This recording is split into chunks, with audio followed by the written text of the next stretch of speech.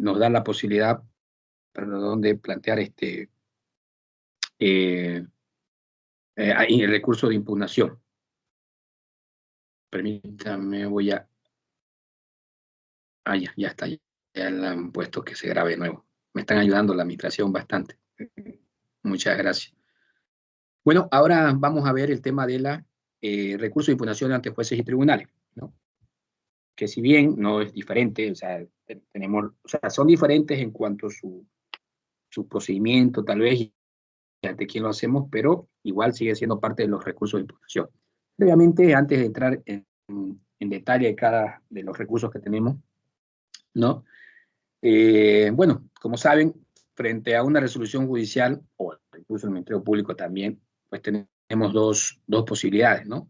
Uno es la aquiescencia, es decir, el consentir la resolución, y otro es la impugnación, ¿no? Y esto tiene que ver, por supuesto, vinculado a la cosa juzgada formal y la cosa juzgada material, ¿no? Que el otro día, en la anterior clase, un poquito hablamos para intentar ver cuál es la diferencia entre la cosa juzgada formal y la cosa juzgada material. Y sobre el particular, para los que quieran un poco profundizar sobre este tema, ¿no? Que recordar ustedes, la cosa juzgada formal es aquel que le da un carácter de inimpugnabilidad, ¿no? Es decir, que no existe recurso posterior para poder impugnar y buscar la revisión de esa resolución. Y la cosa juzgada material tiene que ver además con su inmutabilidad, ¿no? Es decir, que el fondo ya ha sido decidido y no se lo puede cambiar, ¿no? Entonces, hay una sentencia constitucional, que es la 0450, quebrado 2012, del 29 de junio del 2012, que es la que más o menos establece cómo es que se debe considerar la cosa juzgada formal, la cosa juzgada material, estableciendo los criterios jurídicos de su conciliación. Esta sentencia también es reiterada en la 0541, quebrado 2013-L, ¿no? Para los que puedan o quieran leer un poco más sobre esta situación, ¿no?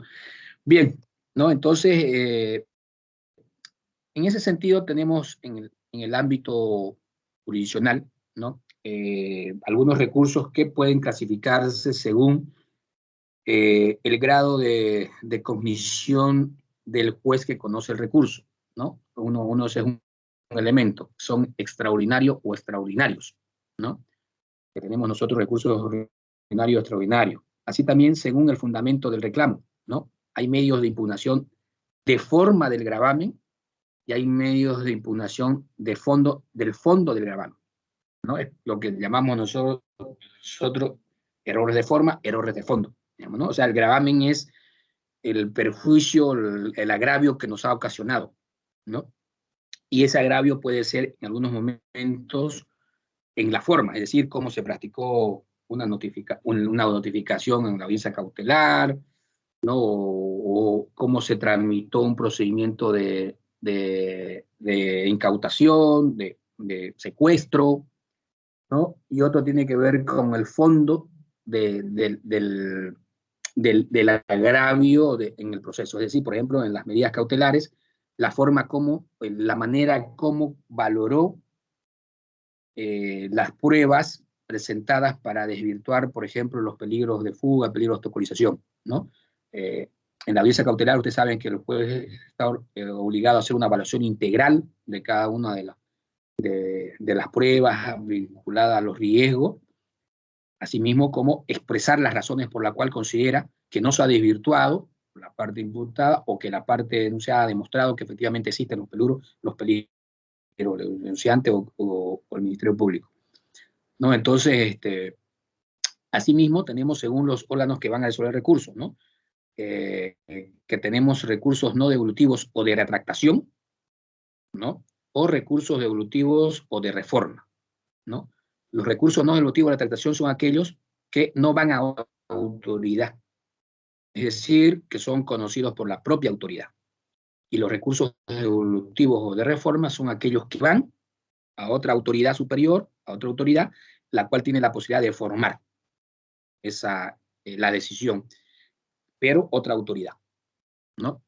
Entonces, en ese sentido, los efectos de los recursos pueden ser efecto devolutivo, efecto suspensivo y efecto expansivo, ¿no? Como bien lo saben ustedes, ¿no? El efecto devolutivo es el que echa la impugnación, ¿no? Se remite, sin perjuicio del proceso continuo, se remite la apelación, el cuaderno de apelaciones, a la otra autoridad para que resuelva la impugnación.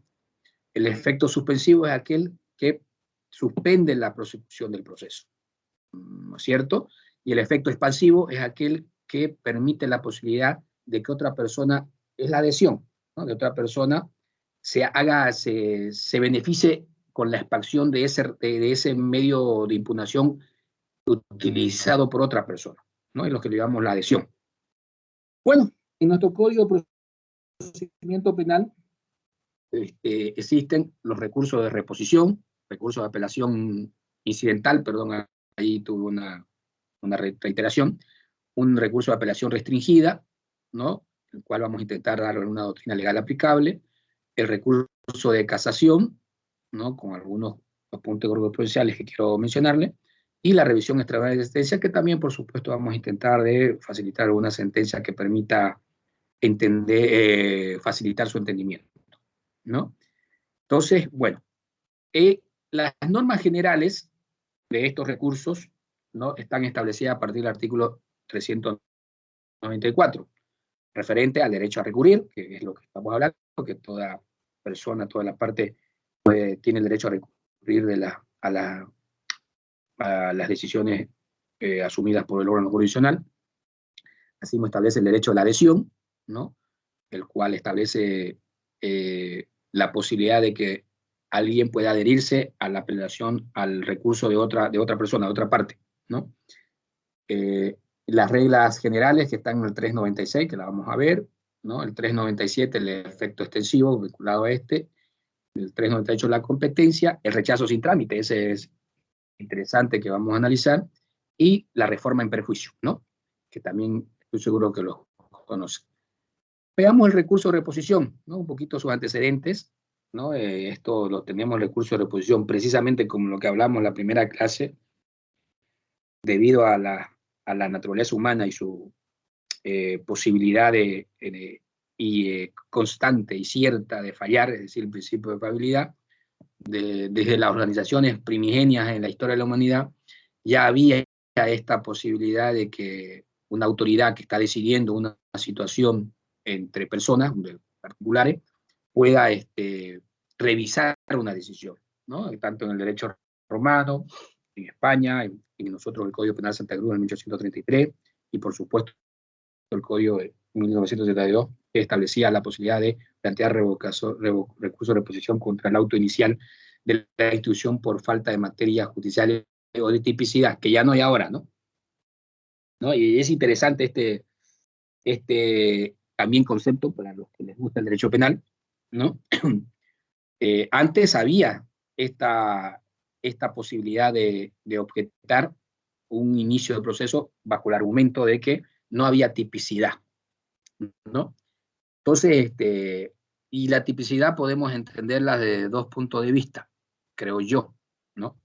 Uno, desde el punto de vista de que el hecho que se está denunciando y por el cual se está aperturando un proceso está tipificado como delito. Eso desde el punto de vista formal, ¿no? Es decir, que alguien vaya y denuncie un hecho cuyas características exterioricen de que efectivamente tiene los elementos a priori, los elementos objetivos y subjetivos de un tipo penal establecido en nuestro código sustantivo, ¿no?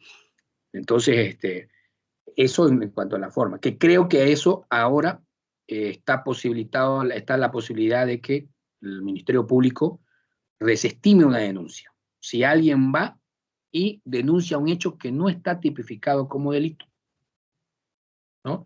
Eso está claro que tiene, por falta de tipicidad del hecho, es decir, que no está contemplado como tipo penal, pues tenga que rechazar desestimar, pero la denuncia.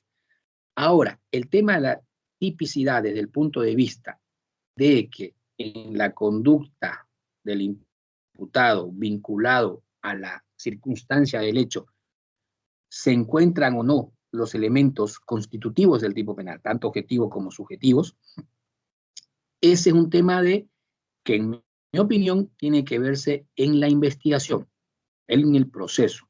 Es la razón por la cual se apertura el proceso para que en el transcurso de la investigación, la etapa preliminar, la etapa preparatoria y la de desarrollo del juicio sustancialmente, se llegue, en la parte querellante, denunciante, el Ministerio Público, llegue a intentar demostrar de que están presentes todos los elementos que exige un determinado tipo penal. Y a su vez, la parte que defiende desvirtúe la presencia de alguno de esos elementos, o subjetivos sobre todo, del tipo penal, ¿no? Entonces, por eso, en mi opinión, en el código ya de la reforma del 1994, con el Código de Procedimiento Penal del 1999, la 1790, ¿no?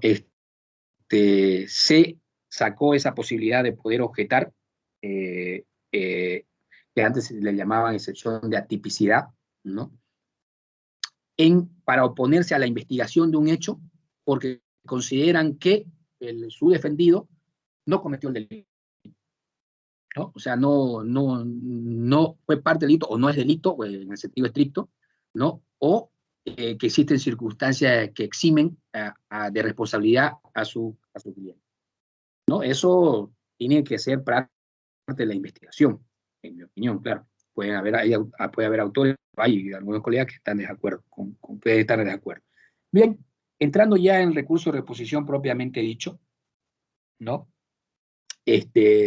Bueno, de manera general, podemos decir que este recurso tiene por objeto que el mismo juez o tribunal que dictó una acción ponga remedio al agravio que se invoca. Es decir, la razón es por la que uno tiene dos elementos, creo, esenciales. Uno, que la decisión que se está objetando no es una decisión de fondo del procedimiento, ¿no? Porque una decisión de fondo tendría que ser otra autoridad la que resuelva, por la importancia, por la trascendencia que tiene esa decisión en el proceso, ¿no? Por eso es que, como saben, ¿no? El recurso de reposición, ¿no? Que está en el artículo 401 y 402 del Código de Procedimiento Penal, que ahorita lo vamos a ver, ¿no? Establece contra qué tipo de resoluciones es las que procede dicho recurso. Precisamente por lo que les estaba mencionando, recurso de reposición. Como estoy compartiendo pantalla, me imagino que pueden ver que dice: el recurso de reposición procederá solamente contra la providencia de meros trámites a fin de que el mismo juez tribunal advertido de ese error la revoque o modifique, ¿no? Como podrán ver, un primer elemento es que sea resoluciones de mero trámite, no de fondo. ¿Y cuál es la razón?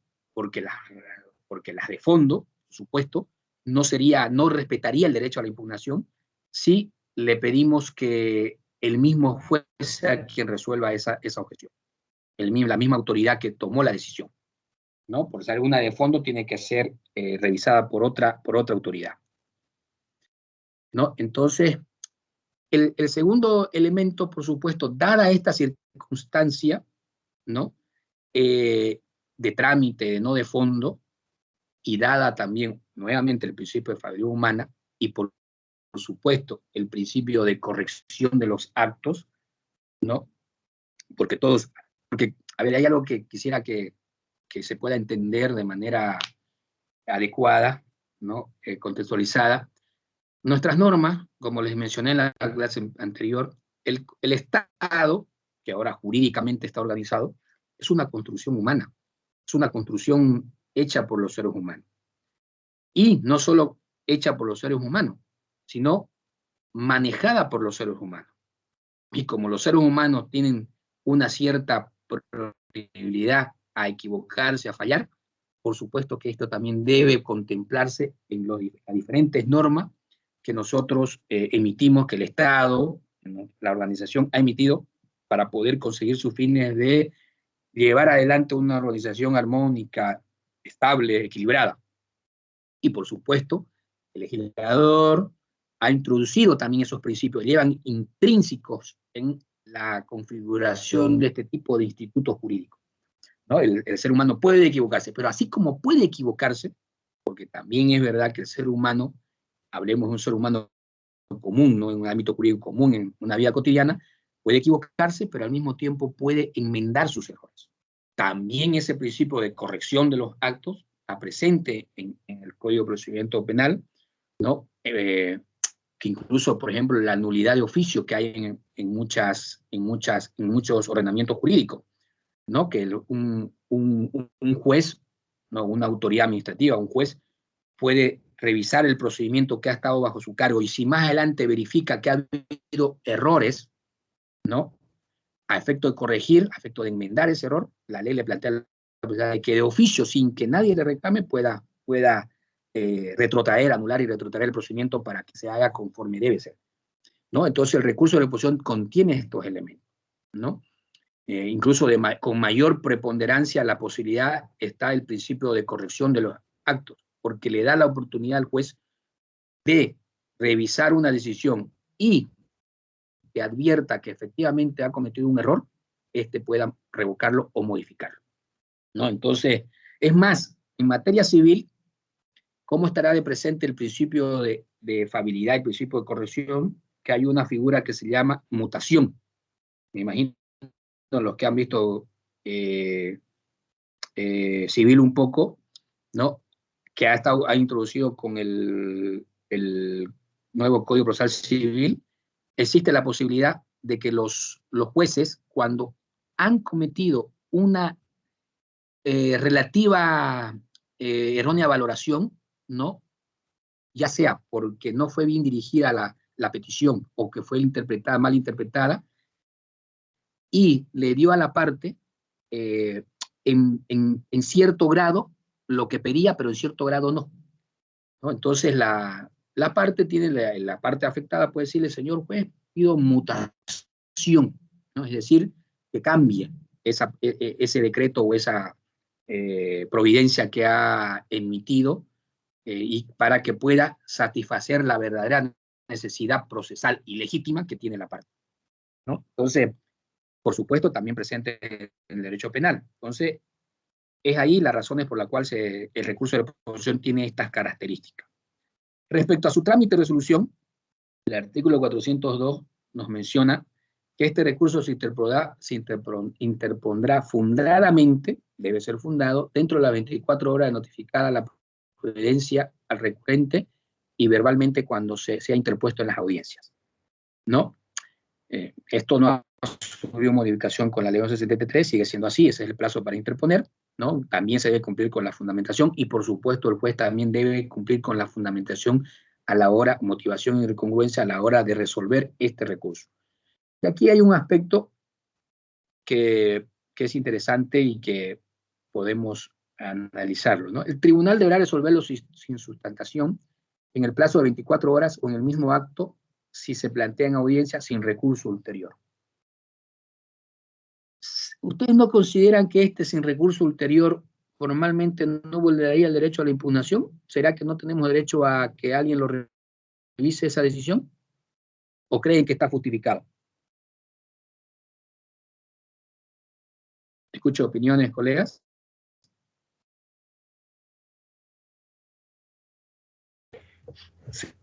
¿Será que toda actuación debe ser recurrible e impugnable a la misma? Sí, doctor, perdón, adelante, doctor. Bueno, doctor, sobre el recurso de reposición, considero de que no amerita tanto de que un tribunal jerárquico o el juez superior revise, toda vez que el recurso de reposición ataca a, un, a, un, a una cuestión de forma más que de fondo del derecho, ¿no? Esa es mi opinión, doctor. Sí, exactamente. Precisamente la razón por la que le decía que el legislador le ha dado la posibilidad de que sea la misma autoridad la que pueda revisarla y revocar la vertida del error, por la trascendencia que tiene esas providencias impugnables, que son contra las providencias de mero trámite, ¿no? No se amerita que tengamos que el legislador haya previsto la posibilidad de que otro tribunal lo revise, ¿no? Entonces, pero habría que ver, ¿no? A ver, una resolución de incautación o de secuestro, ¿es una resolución de mero trámite? Si en un proceso X a mí me tienen como cómplice o a uno de ustedes, y el juez decide determinar, bueno, en realidad las que están secuestradas sí son impugnables, capaz el ejemplo no es más apropiado, pero ¿qué pasa con las resoluciones de mero trámite que consecuentemente pueden afectar derechos fundamentales? Para ese caso, ¿por qué? Porque podríamos considerarlo de mero trámite porque no está resolviendo el fondo de la cuestión, ¿no? Entonces, pero, sin embargo, nuestro legislador ha previsto, ¿no?, que efectivamente este tipo de resolución, este tipo de providencias no ameritan que sean resueltas por un tribunal de segunda instancia, ¿no? Y es más, ¿no? Ha habido pronunciamiento sobre del Tribunal Constitucional sobre esta situación, ¿no? Pueden ustedes leer la sentencia constitucional 0398, quebrado 2019, S4, del 2 de julio del 2019. Junto con, hay otra sentencia que habla sobre establece que no hay recurso ulterior pero esta sentencia es interesante, les sugiero la lean, que es la 0286, quebrado 2012, del 6 de julio del 2012, ¿no? Es una sentencia en la cual una parte hace una apelación restringida y la juez le concede, ¿no? Y le conmina a que dé los recaudos correspondientes, porque era el 2012, o sea, antes de la vigencia de la ley 212, que es la ley de transición del órgano judicial, que establece un artículo 7, si no me equivoco, la gratuidad el principio de gratuidad aplicable en todo el órgano judicial, en todos los procedimientos, pero que serían aplicables a partir de 2013, no me acuerdo la fecha exactamente, ¿no? ¿Qué significa? Que en esta época, en 2012, cuando sucedió esto, estaba vigente la obligación de proveer los recaudos, ¿no? Entonces, él plantea la apelación, se la conceden, no da los recaudos, es combinado inclusive a que presente los recaudos, en 2 ocasiones, si no me equivoco, y luego de no haber presentado los recaudos, la juez emite una providencia declarando ejecutoriada la resolución, la sentencia. Por lo tanto, bueno, declara ejecutoriada y la persona afectada plantea un recurso de reposición. No, la juez dice no ha lugar a la apelación, sin embargo la remite al tribunal de alzada, y el tribunal de alzada declara improcedente, pero curiosamente también entra al fondo de la cuestión. Es decir, hace análisis y valoraciones del fondo de la apelación, pero termina diciéndole que no procede la apelación contra los recursos de reposición, ¿no?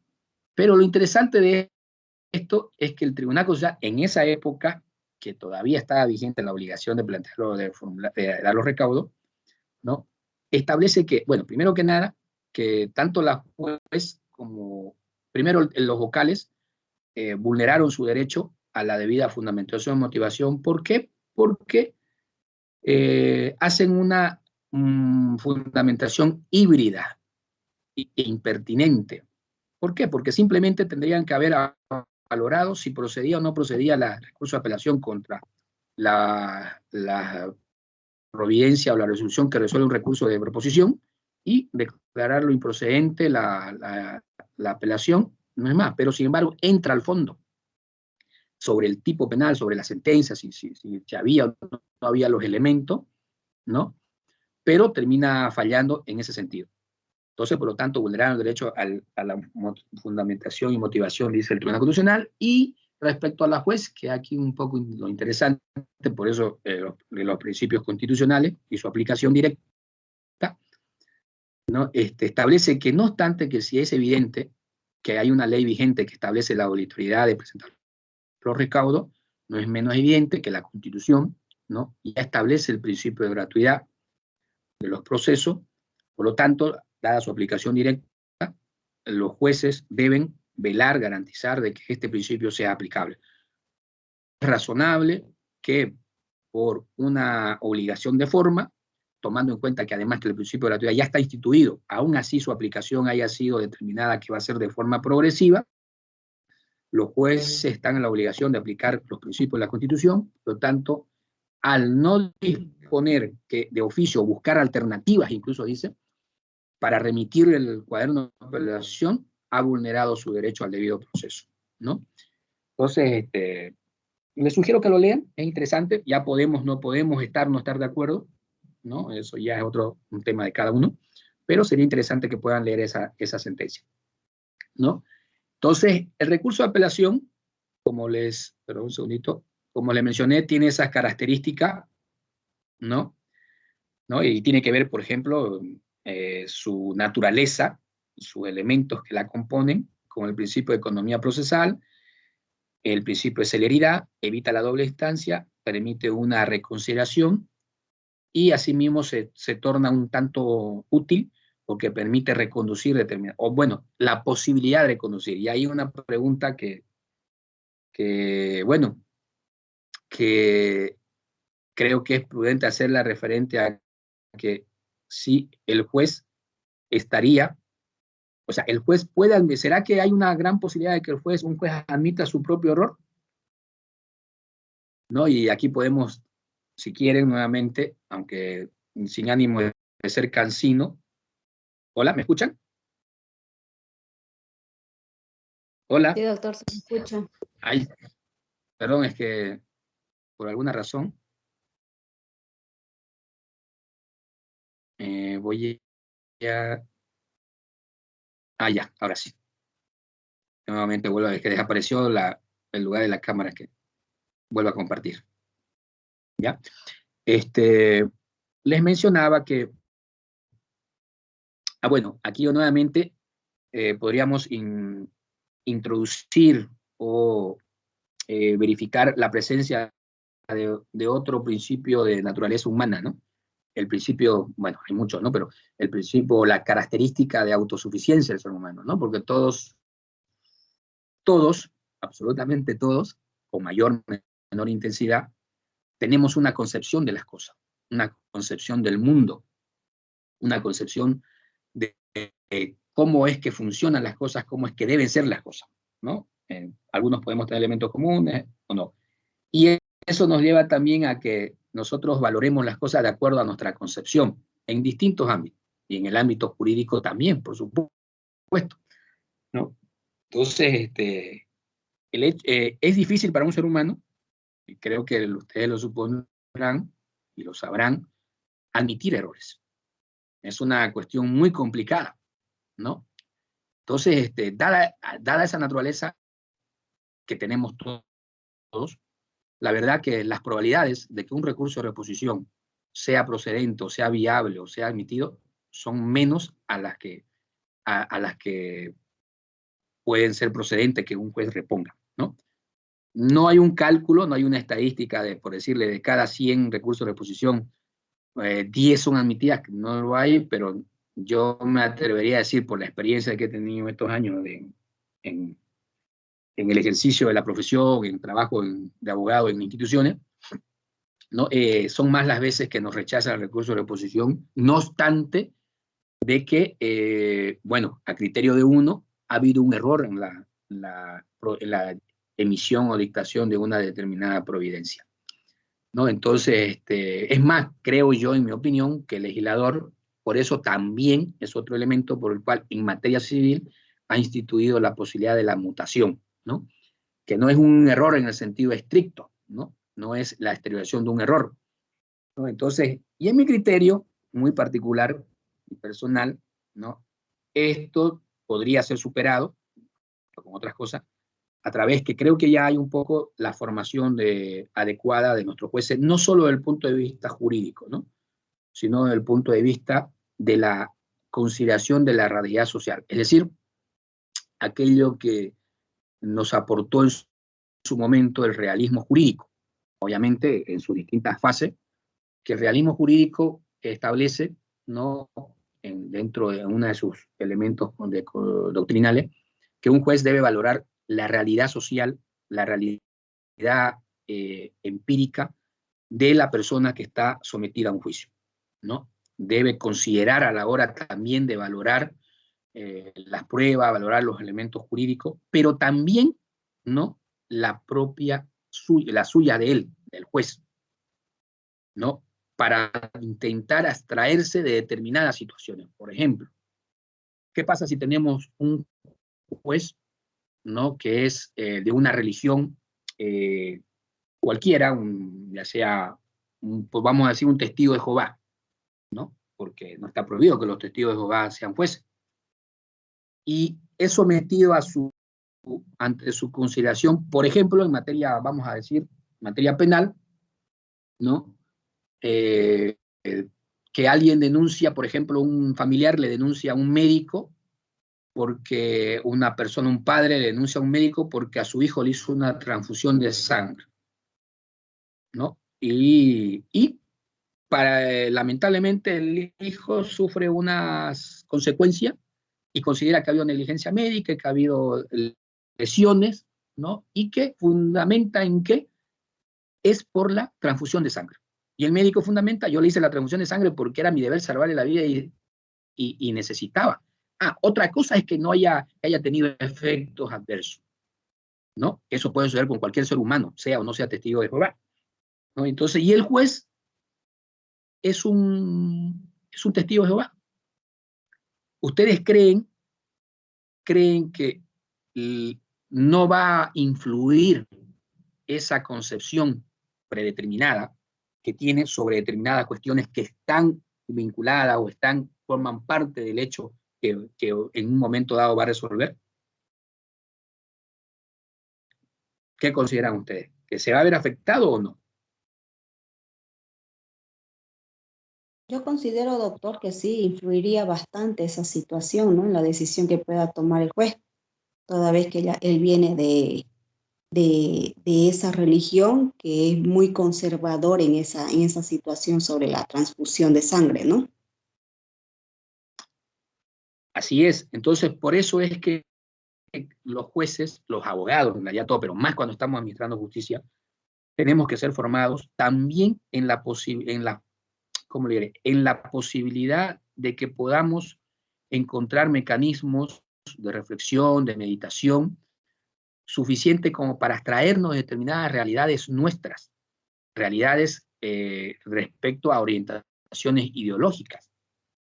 Y ustedes pueden leer, hay muchos autores del realismo jurídico que hablan de esta situación, ¿no? Y que incluso recoge Ronald Dworkin, de alguna manera, cuando habla del Hércules. Ronald Dworkin, un profesor norteamericano, que es el que habla sobre la interpretación jurídica, es el que le da mayor valor a los principios que a las reglas, ¿no? Y habla de que necesitamos nosotros jueces bien formados, Hércules, se llama Hércules del derecho, capaces de, por ejemplo, sobreponer este tipo de influencia, ¿no? Entonces, y de alguna manera tiene razón, pues, ¿no? Entonces, porque usted y yo pues, sabemos que hemos vivido, ustedes, y seguramente yo he vivido ustedes muchas veces, que hay decisiones que toman los jueces más influenciados por índoles externos o internos de ellos que por la propia norma jurídica o el hecho que está puesto. No siempre, no siempre. Estoy hablando de casos tal vez excepcionales, pero que se dan, ¿no? incluso hasta la nacionalidad, hasta la cultura, el lugar donde somos, influye en esta situación. Por ejemplo, les hablé yo el tema del amparo constitucional del tema Incahuasi. En mi criterio, rompía el principio del juez natural, ¿no? ¿Por qué? Porque lo que estaba en conflicto no era intereses particular de alguien, era intereses de departamentos que representan a sus distintos pobladores. Es decir, si Santa Cruz ganaba, por supuesto, que de hecho al final sí fue, ¿no? Quienes se beneficiaban, por supuesto, iban a seguir siendo beneficiados como correspondía, eran los ciudadanos, los pobladores de Santa Cruz. Y ganaba Chuquisaca, por supuesto, Santa Cruz o se veía obligada a compartir en función a lo que supuestamente decía Chuquisaca, que era parte de sus terrenos, parte de su territorio, esos campos, iba a beneficiar a los ciudadanos de Chuquisaca, que por supuesto, si era así, tenían todo el derecho, ¿no? Entonces, pero cuando presentaron el amparo en Sucre, en Chuquisaca, lo primero que hicimos nosotros es pedirle que se excuse, que se inhiba de conocer ese proceso. ¿Por qué? Dadas estas circunstancias, dada la característica de lo que iba a dirimir, esto ponía en la patente riesgo de perder su imparcialidad, ¿no? Porque obviamente, no solo incluso desde el punto de vista interno, subjetivo, es decir, yo vivo en Santa Cruz, soy juez aquí, pues por supuesto que voy a querer, aunque no lo diga, que mi departamento donde vivo, mis hijos donde estudian, todas estas cosas, no se vea perjudicado en recibir más recursos. Primero, desde el punto de vista interno. Desde el punto de vista externo, la presión que voy a recibir de todos los ciudadanos que son de este departamento. Entonces, nosotros le pedimos, señor juez, usted está influenciado por temas internos externos, por lo tanto, eso rompe el principio del juez natural, por lo tanto, usted debe excusarse y remitir esto a un departamento como la Ciudad de La Paz o Cochabamba para que diriman esta situación. No nos hizo caso y de hecho sucedió lo que sucedió, pues, ¿no? Él lamentablemente editó una, pero creyendo que daba algunas razones, y pasó exactamente al revés después, porque luego la brigada parlamentaria del MAS esta vez, porque fue una lucha bastante complicada el tema de Incahuasi, no voy a entrar en detalles, pero en un principio que estaba mejor productor del gobierno, que creo que no llevaba toda la información, estaba haciendo que de verdad Santa Cruz esté, no obstante las batallas que se hacían, cada vez se hacía más latente la posibilidad de que se tornen como campos compartidos, cuando en realidad no lo es, y con el debido respeto que se merecen todos los chuquisaqueños, ¿no? Y yo tengo muchísimos amigos, ¿no? No lo es, no lo era, ¿no? Fue una confusión que se llevó por causa de algunos funcionarios que no sé cuál es su intención, ¿no? Entonces, ¿y qué pasó, no? El MAS, la gente empezó a reclamar, se hizo mediático, y los diputados del MAS de Santa Cruz, por supuesto, se subieron también a defender, nos echaron la culpa de la gobernación, me acuerdo, ¿no?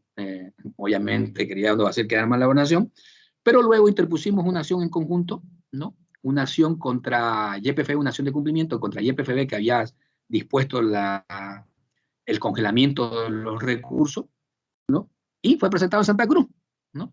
Obviamente, la verdad que sabíamos que ser un departamento de Santa Cruz teníamos una fuerte probabilidad de que el juez, influido por esos factores externos e internos, iba a dar un fallo a favor de Santa Cruz, y de hecho así sucedió, ¿no? Y posteriormente, inclusive este señor juez, que no voy a dar el nombre por supuesto, ¿no? Fue amenazado de iniciar el proceso, ¿no? Por los diputados de otro departamento, se hizo político la situación, ¿no? Entonces, es innegable que las autoridades, los jueces, porque son seres humanos, puedan verse influenciados por distintos factores emocionales, ¿no? O de otra índole a la hora de resolver. De ahí la pregunta, ¿no? Si hoy por hoy, en nuestra organización jurídica del órgano jurisdiccional, por la formación, por las características, por la idiosincrasia de nuestra propia sociedad, es válida la pregunta de decir, ¿será que hoy un juez o los jueces admiten su error? ¿Qué probabilidades hay de que lo hagan, ¿no? Entonces, es uno de los problemas que puede surgir por esta situación que les menciono. No sé si hay alguna pregunta sobre esto, colegas. ¿Está claro, no? Bueno, también hay una sentencia fundadora sobre la naturaleza del recurso de reposición, que ahí lo tienen, que es la 0803 del grado 2003, del 12 de junio del 2003, donde habla sobre su naturaleza, contra qué procede, ¿no? Cuando en un caso X se planteó un recurso contra un auto interlocutorio, ¿no? Entonces, para que puedan revisarlo. Bueno, no sé si hay alguna pregunta. Ahora vamos a entrar a la apelación incidental, que es otro de los recursos que prevé nuestro Código de Procedimiento Penal. ¿Hay alguna pregunta, opinión hasta aquí, colegas? Si quieren, también pueden hacerme preguntas sobre el trabajo, los que hayan leído. Me da la impresión, con todo respeto, se lo digo, colega, que no han leído, ¿no? Y ojalá sea que los que han leído lo tengan claro y no tengan ninguna duda, ¿no? Porque en la plataforma, el plazo de presentación para esos trabajos es el sábado, ¿no? Incluso uno que pretendía que sea miércoles, pero bueno, considerando distintas circunstancias, va a ser para el sábado, pero quisiera que si tienen dudas, si los que hayan leído, pues lo digan, porque ya tengo experiencia, que usualmente un día antes de vencerse, o el mismo día de vencerse el plazo para presentar el recurso, lo digo, perdón, los trabajos, me quedé con los recursos, me escriben y me llaman para preguntarme por qué esto quiere decir, qué quiso decir con esta pregunta, o que no le entiendo, no sé qué, ¿no? Lo que por supuesto no es muy aconsejable, ¿no? Siempre es mejor tratar de ir, no digo hacerlo ya, pero ir leyendo, ir analizando las cosas para que puedan ustedes tener una noción de lo que van a hacer, o también exteriorizar, evidenciar algunas dudas que puedan surgir de la lectura inicial de lo que se le ha dado, ¿no? Que en mi criterio no está complicado, ¿no? Sobre la sentencia para mí está perfectamente fácil, ¿no? El trabajo de la sentencia del caso Guerrero Ulloa contra Costa Rica, ¿no? Quizás un poquito amerita una lectura mayor o más profusa, un poco más amplia, ¿no? Pero tampoco es complicado. Pero si tienen solo una persona me ha preguntado, ¿no? Y respecto a un tema de una letra que escribí mal, que por cierto les aclaro, me parece que en algún lugar del trabajo puse, en vez de poner CIDH, puse CDIH, ¿no? Puse al revés. Por supuesto, como comprenderán o como deducirán, me refiero a la Corte Interamericana de Derechos Humanos. Creo que lo tengo aquí. No, este es otro trabajo. Entonces, si no tienen ninguna consulta sobre el trabajo, bueno, ni modo, pero les sugiero, ¿no? Estamos al día miércoles, jueves, viernes, sábado, que vayan leyendo para que en caso que tengan alguna duda, pues me la hagan saber para que no estemos corriendo en los últimos tiempos del plazo, ¿no? ¿No hay alguna consulta, no?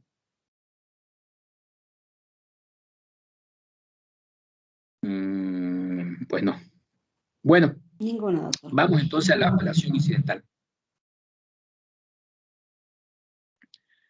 Bueno, un poquito vamos a ver, vamos a intentar ver, si es que nos da el tiempo, por supuesto, sobre primero, por supuesto, cuáles son las generalidades, las características que tiene, cómo está regulado, un poquito su historia del hecho comparado, diferencias sustanciales con la presión restringida y cuál es el procedimiento interno. Para eso, me tomé la libertad de copiar in extenso lo que dice el Código de Procedimiento Penal sin la Ley 1173, en el artículo 403, y lo que dice con la Ley 1173. Sepan, los que ya sepan, pues está bien, no hay problema, y los que no, para que me puedan decir que en su opinión, ¿qué es lo que ha cambiado con la Ley 1173? en este artículo de las resoluciones apelables bajo el medio de impugnación de apelación incidental. Imagino que algunos incluso habrán tenido experiencia, pues, ¿no? ¿Alguien puede decirme qué cosas cambió? O capaz me van a responder, para eso estamos en el diplomado, doctor, para saber qué cosas cambió.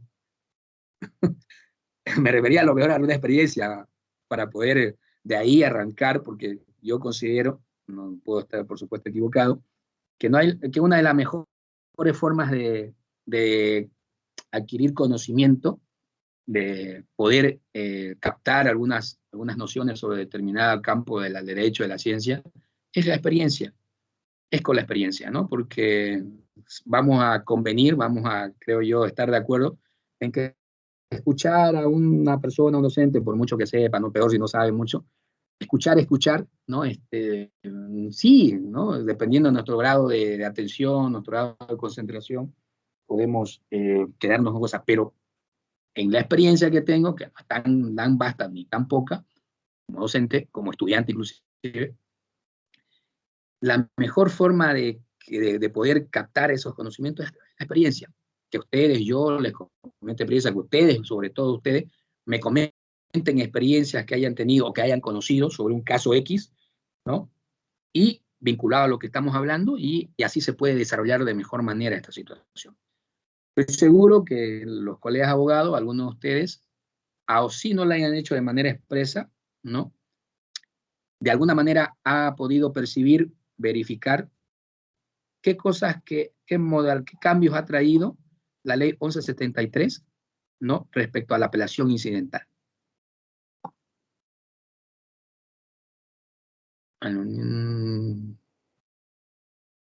Quedan 5 minutos de la hora reprogramada. La pucha. Ya estamos con 5 minutos. ¿Alguien tiene alguna experiencia, algo sobre el particular?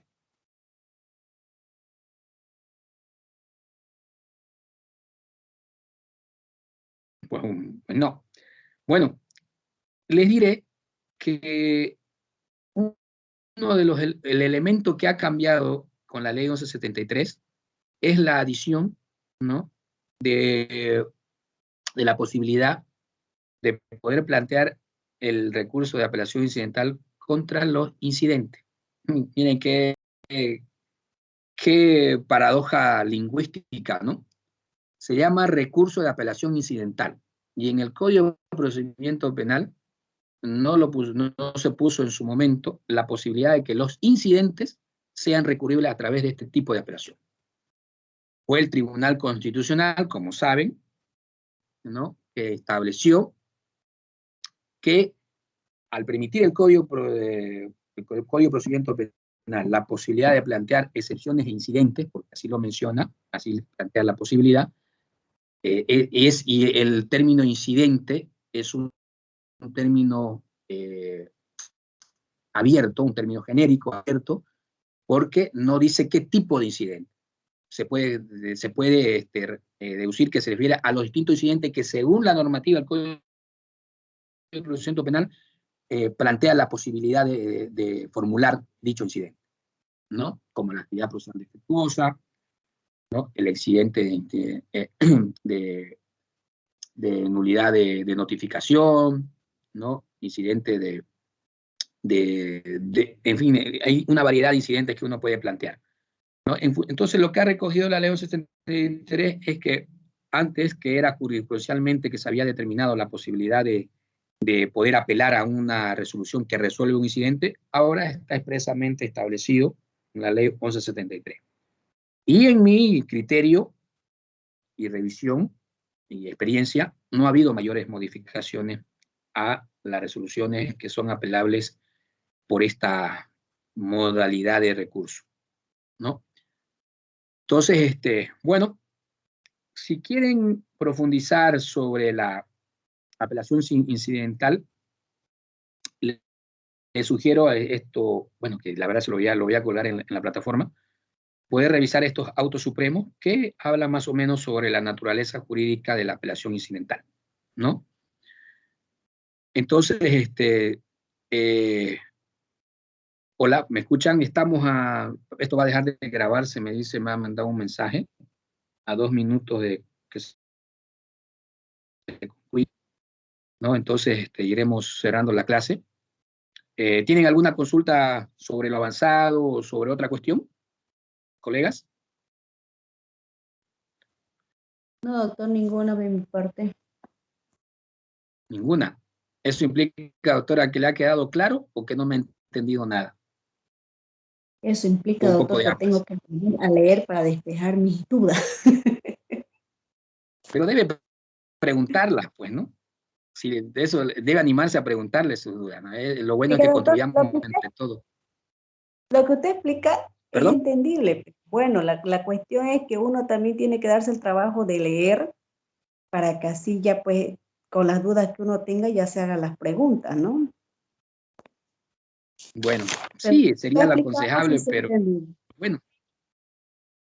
Pero, a ver, nosotros estamos aquí ambos, ustedes y yo, para mejorar el conocimiento de esto, ¿no? Quizás yo, entre comillas, entre de teoría, por eso me contrataron para esto, tengo una posible mayor formación o algo, una experiencia posgradual, ¿no? Pero ustedes ejercen el derecho, han tenido casos, entonces, lo que estamos hablando, estoy seguro que las dudas que se les genera sobre estas cuestiones, hay posibilidad de plantearlas, digamos, ¿no? Aunque no se base en artículos o en conceptos jurídicamente técnicos, ¿no? Sí se puede hacer. Pero bueno, yo los invito a participar, a no cohibirse, ¿no? Cuando tengan dudas, no importa que a priori parecerían dudas un poco superfluas o triviales, es mejor hacerlas para salir de duda y tener una mejor comprensión de lo que estamos hablando, ¿no? Y yo mismo estoy seguro que voy a enriquecer mi conocimiento con las experiencias y la participación de ustedes. Bueno, los invito a cada vez participar más, por favor. Gracias, doctor. Bueno, dicho esto, bueno, ya hemos llegado al final del horario de la clase, ¿no? Nos veremos el día sábado, ¿no? Sábado, ¿no, colegas? Sábado, doctor. Ah, ya, sábado. Bueno, día sábado, entonces ahí, ojalá, tengo en el plazo para presentar los trabajos prácticos es hasta las 11 y pico, creo, 11:59, si no me equivoco, ¿no? Entonces, Sí. podemos dedicarle un tiempo para los que vayan a leer. Me da la impresión que no han leído la mayoría el trabajo práctico, imagino, porque están muy ocupados. Les pido leerlo, y mejor si lo hacen un trabajo ya antes, y los que tengan dudas, pues vamos a dedicarle un poquito de tiempo para despegar, porque es importante que lleguen a comprender, ¿no?, el concepto jurisprudencial que han emitido cortes de tanta trascendencia como la Corte Interamericana y, por supuesto, nuestro Tribunal Constitucional. Dicho eso, les deseo un buen descanso, que tengan un buen día mañana, y bueno, nos vemos en la próxima clase. Muchas gracias, Muy buenas doctor. noches.